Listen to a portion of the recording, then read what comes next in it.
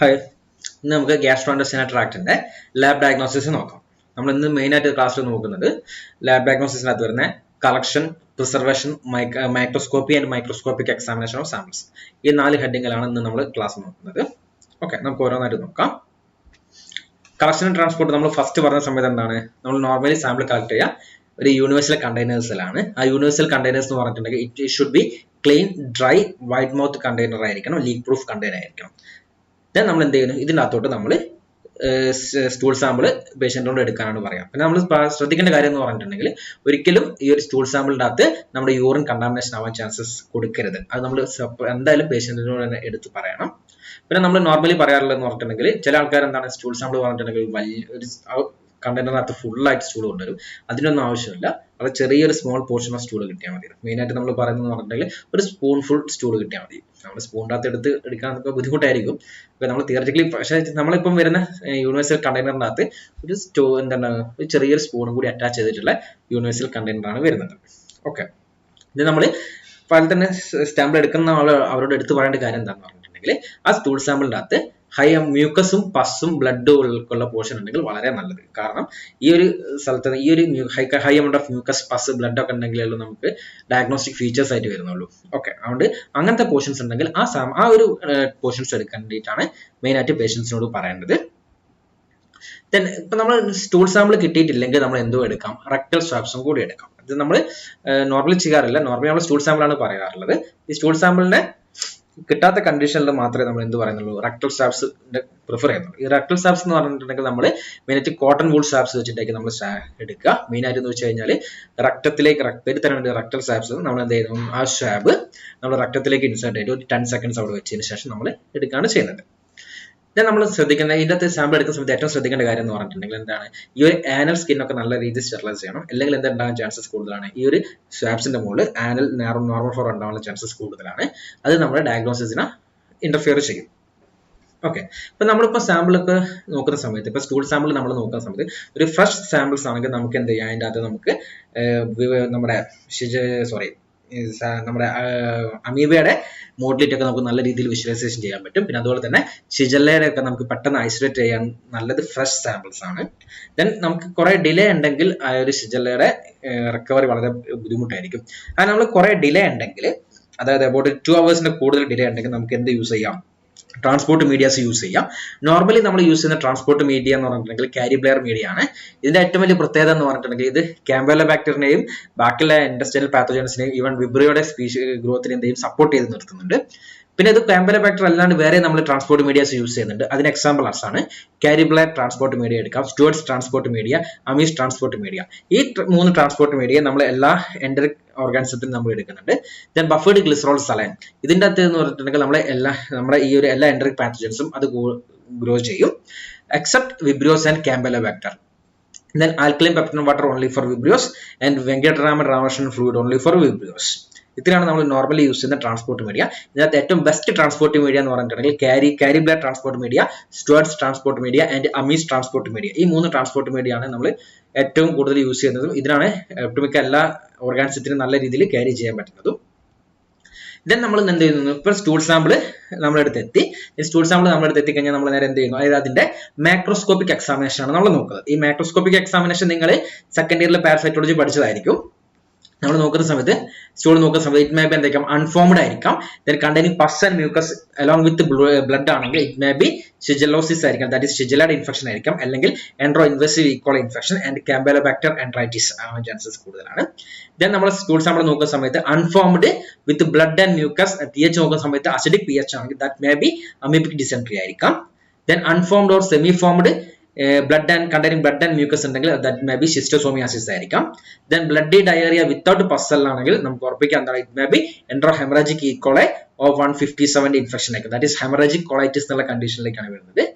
Then ചില കേസിൽ watery diarrhoea ആണെങ്കിൽ that may be enterotoxigenic E coli, enteropathogenic E coli and cryptosporidiasis and rotaviral enteritis ആയിരിക്കാം. ഈ റോട്ടോവൈറൽ എൻട്രൈറ്റിസ് പറയുന്ന സമയത്താണ് ചിൽഡ്രൻസിന് ഏറ്റവും കൂടുതൽ ഡയറിയ കോസ് ചെയ്യുന്ന വൈറസ് ആണ് റോട്ടോവൈറസ്. അത് നമുക്ക് 4th ഇയറിലെ ഡീറ്റെയിൽ ആയിട്ട് നിങ്ങൾ പഠിക്കും. ദെൻ റൈസ് വാട്ടർ സ്റ്റൂൾ വിത്ത് മ്യൂക്കസ് ഫ്ലാക്സ് ആണെങ്കിൽ ദാറ്റ് ഡെഫിനറ്റ്ലി എന്തായിരിക്കും, വിബ്രിയോ കോളറയുടെ ഇൻഫെക്ഷൻ ആയിരിക്കാം. Then unformed or watery stool and sometimes blood, mucus and pus ഉണ്ടെങ്കിൽ that may be salmonella infections ആയിരിക്കാം. Then unformed stool, pale colored, frothy, unpleasant smelling stools and also contain and floats this stool floats on water, that is high fat content ഉണ്ടെങ്കിൽ that may be giardia lamblia infections ആയിരിക്കാം. Then unformed or semi formed black stool, that is occult blood നമ്മൾ ചെയ്തു നോക്കുന്ന സമയത്ത് stool occult blood നമ്മൾ നോക്കുന്ന സമയത്ത് occult blood positive ആണെങ്കിൽ that may be malinia, that is gastrointestinal bleeding ആയിരിക്കാം, അല്ലെങ്കിൽ എന്തെങ്കിലും hookworm diseases ആയിരിക്കാം, അല്ലെങ്കിൽ iron therapies ആയിരിക്കാം.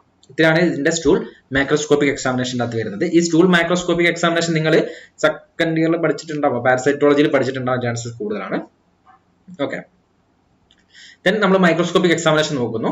ഫസ്റ്റ് നമ്മൾ motility and slide immobilization test. ഇത് മെയിൻ ആയിട്ട് നമ്മൾ നോക്കുന്നത് വിബ്രിയോ കോളറയുടെ കേസാണ് നമ്മൾ മെയിൻ ആയിട്ട് നോക്കുന്നത്. ഇത് ഏറ്റവും വലിയ പ്രത്യേകത എന്ന് പറയുന്നത് സാമ്പിൾസ് എന്തായിരിക്കും, ഫ്രഷ്ലി പാസ്ഡ് സ്പെസിമെൻ ആയിരിക്കും, അല്ലെങ്കിൽ ആൽക്കലൈൻ പെപ്റ്റോൺ വാട്ടറിനകത്ത് എൻറിച്ച്മെന്റ് ചെയ്തിട്ടുള്ള സാമ്പിൾ ആയിരിക്കണം. ദെൻ നമ്മൾ ഇതിന് വേണ്ടിയിട്ട് ഒരു ഡാർക്ക് ഫീൽഡ് മൈക്രോസ്കോപ്പ് വേണം. നമ്മൾ അങ്ങനെ ചെയ്യുന്നതെന്ന് പറഞ്ഞിട്ടുണ്ടെങ്കിൽ ആദ്യം നമ്മൾ എന്ത് ചെയ്യുന്നു, ഈ ഒരു അറിയാം എന്താണ് റൈസ് വാട്ടർ സ്റ്റൂൾ ആണെന്നുള്ള അറിയാം. ആ ഒരു റൈസ് വാട്ടർ സ്റ്റൂൾ അല്ലെങ്കിൽ ആൽക്കലൈൻ പെപ്റ്റോൺ വാട്ടറിനകത്തുള്ള സ്റ്റൂൾ സാമ്പിൾ നമ്മൾ എന്ത് ചെയ്യുന്നു, കവർ സ്ലിപ്പ് നമ്മൾ ഒരു സ്ലൈഡ് എടുക്കുന്നു. ആ സ്ലൈഡിന്റെ മുകളിൽ നമ്മൾ 3-4 ഡ്രോപ്സ് ആഡ് ചെയ്യുന്നു. ദെൻ നമ്മൾ കവർ സ്ലിപ്പ് ഇട്ട് നോക്കുന്നു. ദെൻ കവർ സ്ലിപ്പ് ഇട്ട് നോക്കുന്ന സമയത്ത് എന്തായി കാണാൻ പറ്റും, നമുക്ക് നല്ല രീതിയിൽ ഡാർട്ടിംഗ് മോട്ടിലിറ്റി നമുക്ക് വിഷ്വലൈസേഷൻ ചെയ്യാൻ പറ്റും. അതിനുവേണ്ടി നമ്മൾ ഡാർക്ക് ഫീൽഡ് അല്ലെങ്കിൽ ഫേസ് കോൺട്രാസ്റ്റ് മൈക്രോസ്കോപ്പ് വേണം. നമ്മൾ ഡാർട്ടിംഗ് മോട്ടിലിറ്റി കാണുന്നു. ദെൻ അതിൻ്റെ അകത്തോട്ട് നമ്മൾ വിബ്രിയോ കോളറയുടെ O group 1 polyvalent antisera add ചെയ്തിട്ട് വെച്ച് നോക്കുന്നു. ദെൻ എന്ത് ചെയ്യാൻ പറ്റും, ആഡ് ചെയ്തിട്ട് നമ്മളൊരു 3 മിനിറ്റ് വെച്ച് നോക്കുന്ന വിത്തിൻ 3 മിനിറ്റ്സിനുള്ളിൽ തന്നെ എന്ത് കാണാൻ പറ്റും, അതിന്റെ മോട്ടിലിറ്റി അങ്ങ് ഇൻഹിബിഷൻ ആയിരിക്കുന്നത് കാണാൻ പറ്റും. ഇതെന്ന് വെച്ചാൽ വിബ്രിയോ കോളറയുടെ റാപ്പിഡ് ഡിറ്റക്ഷൻ ആണ്. കൺഫേം ചെയ്യുന്നതെന്ന് പറഞ്ഞിട്ടുണ്ടെങ്കിൽ ബൈ കൾച്ചർ ചെയ്തിട്ടാണ് നമ്മൾ ഇതിനെ കൺഫേം ചെയ്യുന്നത്. ഓക്കെ, സെക്കൻഡ് വൺ ആണ് ഗ്രാം സ്റ്റെയിൻ. ഗ്രാം സ്റ്റെയിന്റെ കേസ് നമ്മൾ ഏറ്റവും എടുത്ത് പറയേണ്ട കാര്യം എന്ന് പറഞ്ഞിട്ടുണ്ടെങ്കിൽ സ്റ്റൂൾ സാമ്പിൾ നമ്മൾ നോർമലി ഗ്രാം സ്റ്റെയിൻ ചെയ്യാറില്ല. കാരണം എന്താന്ന് പറഞ്ഞിട്ടുണ്ടെങ്കിൽ നമ്മൾ പഠിച്ചിട്ടുണ്ട് സ്റ്റൂൾ ഗ്യാസ്ട്രോഇന്റെസ്റ്റിനൽ ട്രാക്റ്റിൽ എന്തുണ്ട്, large amount of normal Flora's ഉണ്ട്. ആ നോർമൽ ഫ്ലോറാസിന്റെ ഗ്രാം നേച്ചർ എന്താണ്, ഗ്രാം നെഗറ്റീവ് ബാസിലയാണ്. ദാറ്റ് ഈസ് ഈ നമ്മുടെ എൻട്രോബാക്ടീരിയസ് കോളിഫോം 1 അല്ലെ, അതൊക്കെ എന്താണ് നമ്മുടെ നോർമൽ ഫ്ലോറയാണ്. ഇപ്പൊ നമ്മൾ ഗ്രാം സ്റ്റെയിൻ ചെയ്ത് കഴിഞ്ഞിട്ടുണ്ടെങ്കിൽ അത് ഗ്രാം നെഗറ്റീവ് ബാസിലായിട്ട് അപ്പിയർ ചെയ്യും. ഇത് നമ്മൾ പാത്തോജനിക് ഓർഗാനിസംസ് നോക്കുക. പാത്തോജനിക് ഓർഗാനിസംസ് ആയി വരുന്നുണ്ട് നമ്മുടെ ഈ കൊള വരുന്നുണ്ട്, സാൽമണല്ല വരുന്നുണ്ട്, ഷിജല്ല വരുന്നുണ്ട്. ഇതിനൊന്നും നമുക്ക് എന്ത് കാണാൻ പറ്റത്തില്ല, ഇത് എന്താണ് ഗ്രാം നെഗറ്റീവ് ബാസിലേ ആയിരിക്കും. അതുകൊണ്ട് നമ്മൾ ഗ്രാം സ്റ്റെയിൻ ചെയ്ത് കഴിഞ്ഞാൽ നമുക്ക് നോർമലി ഡിഫറൻഷിയേറ്റ് ചെയ്യാൻ പറ്റില്ല. If it is pathogen or normal flora എന്നുള്ള രീതിയിൽ നമുക്ക് ഒരിക്കലും ഡിഫറൻഷിയേറ്റ് ചെയ്യാൻ പറ്റത്തില്ല. അതുകൊണ്ടാണ് നമ്മൾ സ്റ്റൂൾ സാമ്പിൾ നമ്മൾ നോർമലി ഗ്രാം സ്റ്റെയിൻ ചെയ്യാത്തത്. പക്ഷെ ചില കേസിൽ സ്റ്റൂൾ സാമ്പിൾ നമ്മൾ ഗ്രാം സ്റ്റെയിൻ ചെയ്യും. അത് ഏതൊക്കെ കണ്ടീഷനിലാണെന്ന് പറഞ്ഞിട്ടുണ്ടെങ്കിൽ ഇപ്പൊ നമ്മൾ റൈസ് വാട്ടർ സ്റ്റൂൾ അല്ലെങ്കിൽ watery diarrhoea, that may be vibrio infection അല്ലെങ്കിൽ campylobacter infection and helicobacter infection, ആ ഒരു കേസിൽ നമുക്ക് സ്റ്റൂൾ സാമ്പിൾ നമ്മൾ ഗ്രാം സ്റ്റെയിൻ ചെയ്യും. കാരണം എന്താണെന്ന് പറഞ്ഞിട്ടുണ്ടെങ്കിൽ ഈ കേസിൽ നമ്മൾ സ്റ്റൂൾ ഗ്രാം സ്റ്റെയിൻ ചെയ്തിട്ടുണ്ടെങ്കിൽ ഈ 3 organism, that is vibrio cholera, campylobacter and helicobacter, ഇത് 3 നമുക്ക് എങ്ങനെ കാണാൻ പറ്റുക, ഗ്രാം നെഗറ്റീവ് ബാസിലേ ആയിരിക്കാം. ബട്ട് ഇതിന് ഒരു പ്രത്യേകത കൂടെ എന്താണ്, ദേ ആർ കർവ്ഡ് ബാസിലേ ആയിരിക്കാം, അല്ലെങ്കിൽ എസ് ഷേപ്ഡ് ബാസിലേ ആയിരിക്കാം. ആ ഒരു due to these morphological characters we can easily differentiate from its pathogens or normal flora എന്നുള്ള രീതിയിൽ. പിന്നെ നമ്മൾ രണ്ടാമത്തെ കേസ് എന്ന് വെച്ചാൽ എന്താണ്, ഏതെങ്കിലും ഫുഡ് പോയിസൺ സസ്പെക്ട് ചെയ്യുന്ന കേസിൽ, especially in case of bacillus cereus and clostridium botulinum, ഈ ക്ലോസ്ട്രീഡിയത്തിന്റെ ബോട്ട്ലിനത്തിന്റെയും അതുപോലെ തന്നെ ബാസിലസ് സീരീസിന്റെയും ഫുഡ് പോയിസൺ സസ്പെക്ട് ചെയ്യുന്ന കേസിൽ നമുക്ക് എന്ത് ചെയ്യാം, നമ്മൾ സ്റ്റൂൾ സാമ്പിൾ ഇത് ഗ്രാം സ്റ്റെയിൻ ചെയ്യും. പിന്നെ അതുപോലെ തന്നെ ഇത് മൂന്നാമത്തെ പറഞ്ഞിട്ടുണ്ടെങ്കിൽ നമ്മൾ ഗ്രാം സ്റ്റെയിൻ ചെയ്തത് to detect faecal leucocytes. Faecal ല്യൂക്കോസൈറ്റ്സിനെ ഡിറ്റക്ട് ചെയ്യാൻ വേണ്ടിയിട്ടാണ് നമ്മൾ നോർമലി ഗ്രാം സ്റ്റെയിൻ ചെയ്യാറില്ല. അതായത് ഗ്രാം സ്റ്റെയിൻ നമ്മൾ നോർമലി ചെയ്യാറില്ല, പക്ഷേ ചെയ്യുന്ന കണ്ടീഷൻ ടു ഡിറ്റക്ട് ഇപ്പം suspected case of vibrio cholera, campylobacter or helicobacter, or suspected case of food poison by bacillus cereus or clostridia, and also to detect faecal leucocytes. ഈ കണ്ടീഷനിൽ മാത്രമേ നമ്മൾ gram stain ചെയ്യാറുള്ളൂ. Normally നമ്മൾ stool sample gram stain ചെയ്യാറില്ല. Okay, then acid fast staining നോക്കാം. Main ആയിട്ട് എന്താണ്, നമ്മൾ മെയിൻ ആയിട്ട് cryptosporidium, isospora and mycobacteria species ഉണ്ടോ എന്നുള്ള രീതിയിലാണ് നമ്മൾ നോക്കുന്നത്. ദെൻ വെറ്റ് മൗണ്ട് മെയിൻ ആയിട്ട് പസ് സെൽസിനെയും RBCയും ഉണ്ടോ നോക്കുക, കാരണം എന്താണ് ഇൻവേസീവ് ടൈപ്പ് ഓഫ് ഇൻഫെക്ഷൻ ഉണ്ടോ എന്നുള്ളതും. പിന്നെ അതുപോലെ തന്നെ നമ്മൾ പാരസൈറ്റ്സിനും വേണ്ടി നോക്കാം. Then eosin add in wet mount main ആയിട്ട് പാരസൈറ്റിക് ഡെമോൺസ്ട്രേഷൻ ആണ്. ഇലക്ട്രോ മൈക്രോസ്കോപ്പ് എന്ന് പറഞ്ഞിട്ടുണ്ടെങ്കിൽ ഫോർ വൈറൽ ഡെമോൺസ്ട്രേഷൻ ആണ്. കാരണം ചിൽഡ്രൻസിന് ഏറ്റവും കൂടുതൽ ഡയറി കോസ് ചെയ്യുന്നത് വൈറസസ് ഏതാണ്, റോട്ട വൈറസസ് ആണ്. അത് നമുക്ക് ഡീറ്റെയിൽ ആയിട്ട് നിങ്ങൾ അടുത്ത വർഷം പഠിക്കും. ദെൻ ഡയറക്റ്റ് ഇമ്മ്യൂണോഫ്ലോറസൻസ് വെച്ചിട്ട് നമുക്ക് എന്ത് ചെയ്യാം, ഡയറി കോസ് ചെയ്യുന്ന എല്ലാ ഓർഗാനിസത്തിനെ നമുക്ക് ഇമ്മ്യൂണോഫ്ലോറസൻസ് സ്റ്റെയിനിങ് വെച്ചിട്ട് നമുക്ക് ഡിഫറൻഷിയേറ്റ് ചെയ്യാൻ പറ്റും. പിന്നെ നമ്മൾ കാമ്പലോബാക്ടറിനെ ഡിറ്റക്ട് ചെയ്യണമെങ്കിൽ നമുക്ക് എന്ത് ചെയ്യാം, ബേസിക് ഫുക്സിസ് സ്റ്റെയിൻ ചെയ്യാം. ഇവിടെ നമ്മൾ ശ്രദ്ധിക്കേണ്ട കാര്യം എന്ന് പറഞ്ഞാൽ സാമ്പിളിന് ഒരു പ്രത്യേകത എന്തായിരിക്കും, സാമ്പിൾ ഈസ് അൺഫോംഡ് സാമ്പിൾ ആയിരിക്കണം. ഓക്കെ, ഈ ഒരു അൺഫോംഡ് സാമ്പിൾ വെച്ചിട്ട് നമ്മൾ എന്ത് ചെയ്യുന്നു, ഒരു തിൻ സ്മിയർ പ്രിപ്പയർ ചെയ്യുന്നു. ദെൻ അത് ഡ്രൈ ആയതിനു ശേഷം നമ്മൾ നല്ല രീതിയിൽ ഹീറ്റ് ഫിക്സ് ചെയ്യാം. എന്നിട്ട് നമ്മൾ എന്ത് ചെയ്യുക, അതിന്റെ മുകളിലോട്ട് നമ്മൾ ബേസിക് ഫുക്സിനെ ആഡ് ചെയ്തിട്ട് 10 to 20 സെക്കൻഡ്സ് വെക്കാം.